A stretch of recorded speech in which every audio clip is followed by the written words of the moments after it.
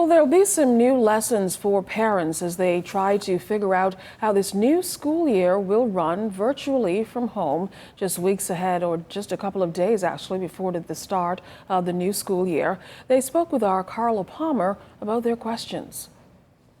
A new timeline being set for the start of the new school year, pushing the date back by a month, is still no solace to this group of mothers in the midst of this COVID-19 pandemic era. School opening is absolutely terrifying, especially for my preschooler, or she's entering into first grade. And the excitement of seeing new friends, new things, being able to physical distance is one of the things that frightens me the most. I don't, as much times as you can tell a child, don't touch, don't do this, don't do that. For the first time since March, my child has not had a cough, a cold, none of those things, and it's because she's not in their environment. The children wouldn't be exposed, so that's a good thing, where they don't have to be in the school.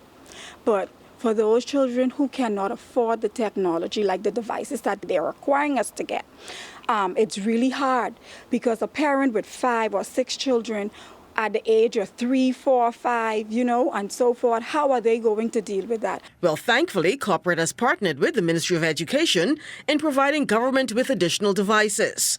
But while Erin Brown, Lashanda Bryce, and Janae Clark each have children at varying grade levels, they are on one accord with their wide range of concerns as government schools near the reopening date of October 5th. Well, her school is doing virtual.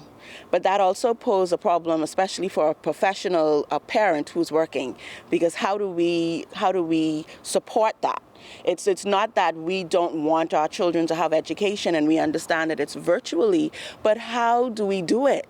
Because I either have to choose work or my child's education. And if I choose my child's education, how do I effectively help her in a virtual environment as a first grader?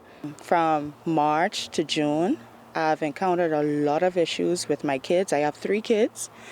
They were in grade 8, grade 1, and grade 2, and preschool. So having to do the virtual schooling was really rough for me. I had 1 electronic device, so you could imagine me dealing with 3 kids, different grades on 1 device. But for my kids' safety, I prefer them to be homeschooled just until all of this blow out. As a mother of a disabled child, Brown says, too, she wants inclusion, the best for her child like any other parent. My daughter has a hearing impairment as well, and so I look for those messaging that speak specifically to special education and how would we go into this year virtually or in person, because our students with disabilities do not work very well with social distancing or virtual learning. They need to be in person. I would like Mr. Lloyd to relook the opening and not just give parents time, but give the environment time to heal a little more. I think it's just a little rush to open school at this time.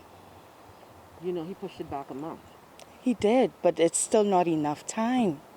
So a whole month is not enough to... No, honestly, I felt school should have opened in January. In the end, whether it be virtual or face-to-face class instruction, it's a decision each parent will have to make. Carla Palmer, ZNS Network News.